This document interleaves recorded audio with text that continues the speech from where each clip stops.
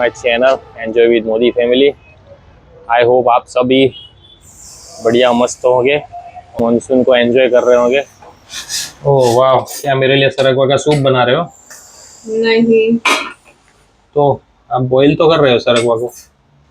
ये बॉईल हो रहा है बेसन के लिए। आज मानसून में सब्जियां आ नहीं रही है और आ रही है तो बहुत ही महंगी आ रही है।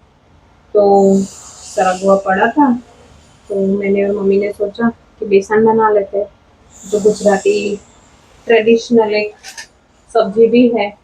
काफी सारे घरों में बनता होगा और जिनके घरों में नहीं बनता होगा उनको एक नई रेसिपी दे देते हैं। तो आज हम बनाते हैं सरगवा की सब्जी, यानी सरगवा बेसन की सब्जी, જેને ગુજરાતીમાં કહેવાય સરગવાનું બેસન। તો સરગવો આટલો જ બાફવાનો? હા, આટલો જ।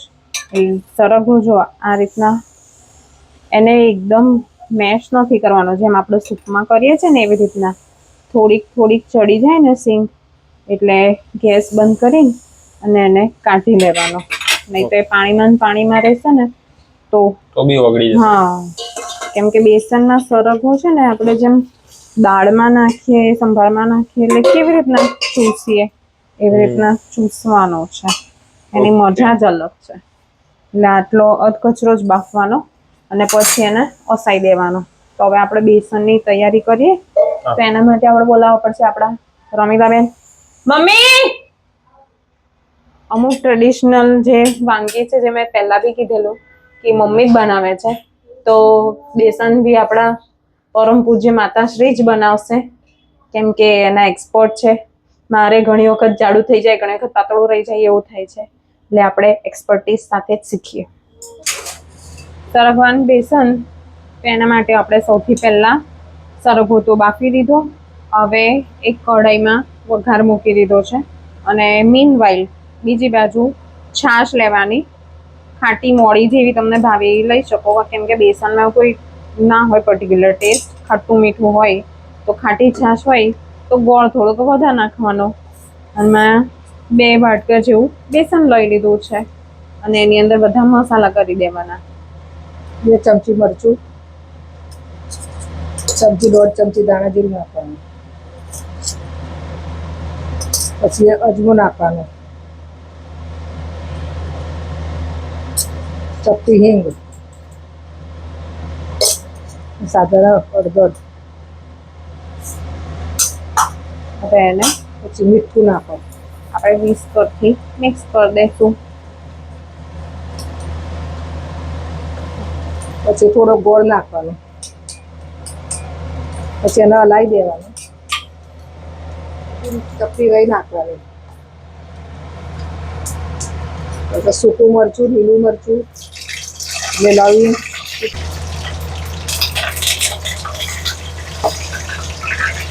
મરચાંનું થોડું ધ્યાન રાખજો, કેમ કે મરચાં ફૂટે છે, એટલે લસણ નાખવાનું, લસણ સૂકી મેથી નાખવાની, લસણમાં સૂકી મેથી નાખજો, એટલે ઘણા લોકોને બેસન ભારે પડે ના પડે, બાકી ફૂલ ઓફ પ્રોટીનનો સોર્સ છે આ તો। હિંગ નાખી, પછી જ્યાં બેસન બનાવેલું તૈયાર હોય ને એ અંદર રેડી દેવાનું। આમાં અપ્રોક્સિમેટ 2 ગ્લાસ જેટલું અમારે પાણી અને છાશ બંને ગયું છે। મેઇન પ્રોસેસ અહીંયા આવશે, કેમ કે આ નાખ્યા પછી તમારે સતત હલાયા કરવું પડશે, નહીં તો અંદર ગાંઠો પડી જશે। જે આપણે ખાંડવીનું કરતા હોઈએ એ જ રીતના છે પ્રિપરેશન એની, પણ ખાંડવીનું છે ને આનાથી થોડુંક જાડું હોય અને આપણે રોટલી, પરાઠા, ભાખરી સાથે ખાવાનું હોય એટલે એટલું બધું જાડું નહીં કરવાનું। આમાં ગેસ ફાસ્ટ કરીને જે છે ને હલાવવાની જ પ્રોસેસ છે, કેમ કે એમાં ગઠ્ઠા પડી જશે ને તો મજા નહીં આવે। તો હવે ઓલમોસ્ટ છે ને બધું મિક્સ થઈ ગયું છે। હવે એમાં આપણે નાખીશું કસૂરી મેથી, એ આમાં બહુ જ મસ્ત ટેસ્ટ આપશે। કસૂરી મેથીને આપણે આ રીતના નાખી દઈશું મસળી, અને પછી મિક્સ કરતા જવાનું। ગેસ ફાસ્ટ જ રાખવાનો છે। આમાં થોડાક છાંટા બી ઉડશે એટલે થોડુંક ધ્યાન રાખવું પડશે, પણ જે છે એ ફાસ્ટ ગેસ ઉપર જ આની પ્રોસેસ કરવાની આવશે। એટલે એને સતત આપણે હલાવતા જ રહેવું પડશે, પછી જાતે ઓટોમેટિક છે ને જાડું થવા લાગશે. તો આપણે છે ને આમાંથી બીજી બી સબ્જી બની શકે, જે રજવાડી ઢોકળી તમે કાઠિયાવાડી હોટલમાં ખાતા હશો બરાબર, તો એ આમાંથી જ બને. ઘણા લોકો બેસનને ઢોકળિયામાં ચડવીને કરતા હોય.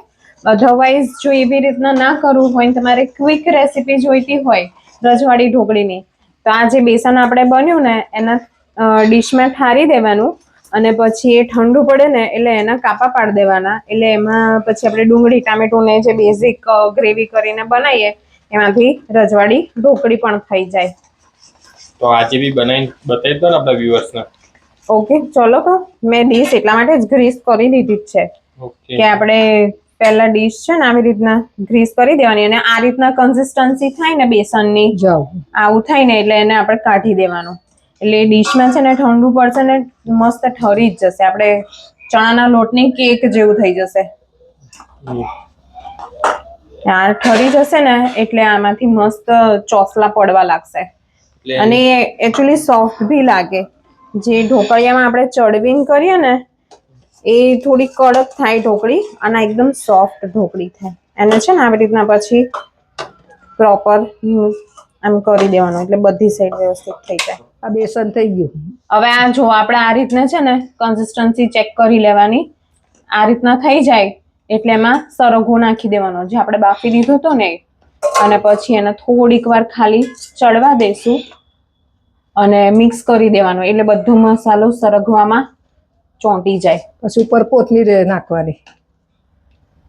કોથમીર વગર તો બધું અધૂરું છે. થઈ તો ગયું બસ સરગવાનું શાક. સરગવાનું બેસન તૈયાર. જે બેસન ઠાર્યું છે એમાંથી રજવાડી ઢોકળીની બી રેસીપી બતાવી, આની રેસીપી બનાવી. તો એની બી પ્રિપેરેશન કરી દઈએ મમ્મી આપણે. તો આ બેસન જે આપણે ઠારવા મૂક્યું હતું એ તૈયાર છે, અને આ રીતના કાપા પાડી દેવાના. Happy birthday to me. નાના નાના જ કાપા પાડજો એટલે મસ્ત ચોસલા પડશે. એ ડીશમાંથી છૂટું પડવા જ લાગશે, કેમ કે આપણે ડીશ તેલથી ગ્રીસ કરી દીધી છે એટલે છૂટું પડવા લાગશે. આટલી આટલી સાઈઝના આપણે સ્ક્વેર્સ રાખવાના. આ તો સબ્જી નાખો તો ઓગળી ના જાય? ના, નહીં ઓગળે. સબ્જીમાં બી આ લાસ્ટમાં જ નાખવાના આવશે, એટલે છે ને તમને હું બતાવી દઉં. જો આ રીતના છે ને, સરસ.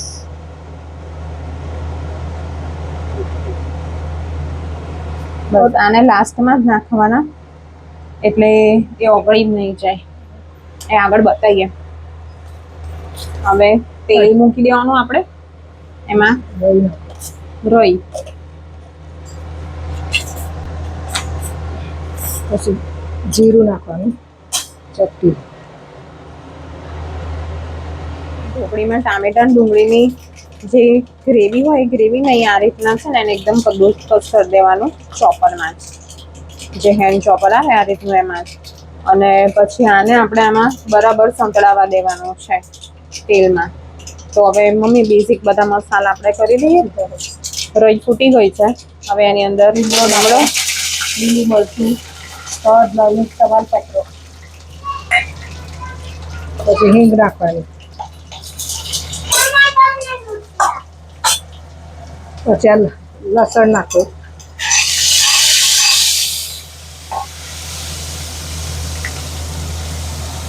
પછી આ ડુંગળી ટામેટા નાખો.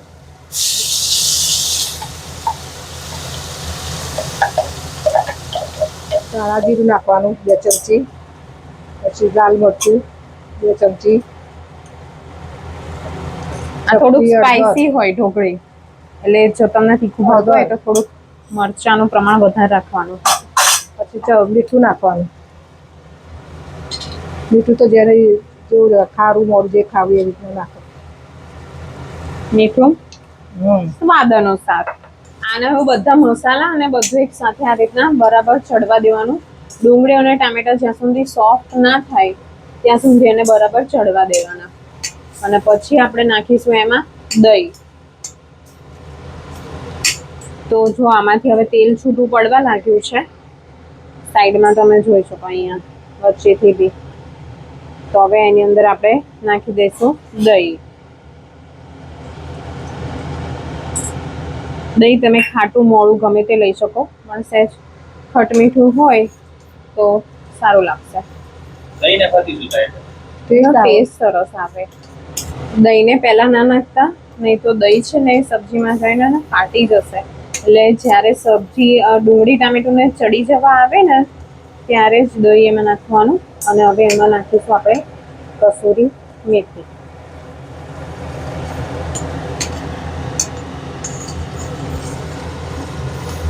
હવે બધું જ મિક્સ કરી દેશું પ્રોપર.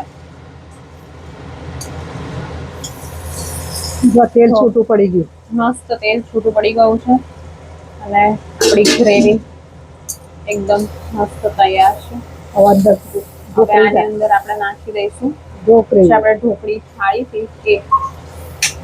ગેસ એકદમ ધીમો જ કરી દેવાનો અને ઢોકળીને એકદમ પ્રેમથી એક નાખવાની છે, નહીં તો એ તૂટી જશે. કે મસ્ત ચોરસ પડ્યા છે ને.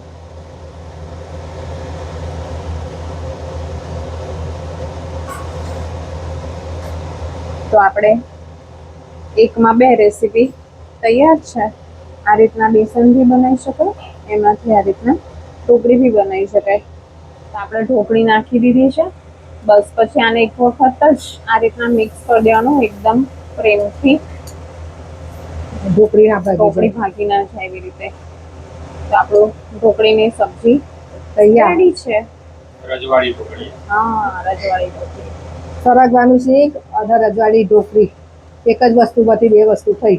અને જેને બેસન બનાવવું હોય ને તો વડીઓનું બેસન થાય, લીલી ડુંગળીનું થાય, સૂકી ડુંગળીનું થાય, અને શિયાળામાં લીલી મેથી આવે, લીલી મેથીનું પણ મસ્ત લાગે બેસન. બસ આટલું જ હલાવી અને એને મૂકી દેવાનું.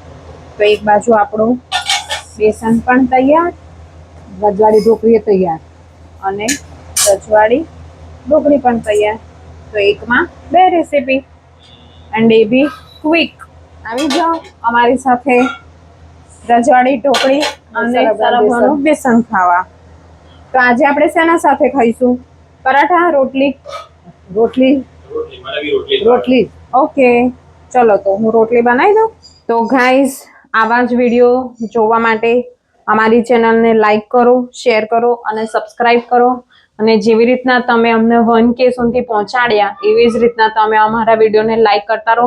તમે જલ્દીથી જલ્દી અમે તમને સારા સારા વિડીયો બતાવીને અમારે 1 મિલિયન વ્યૂઝ કરવા છે, 1 મિલિયન સબસ્ક્રાઈબર કરવા છે.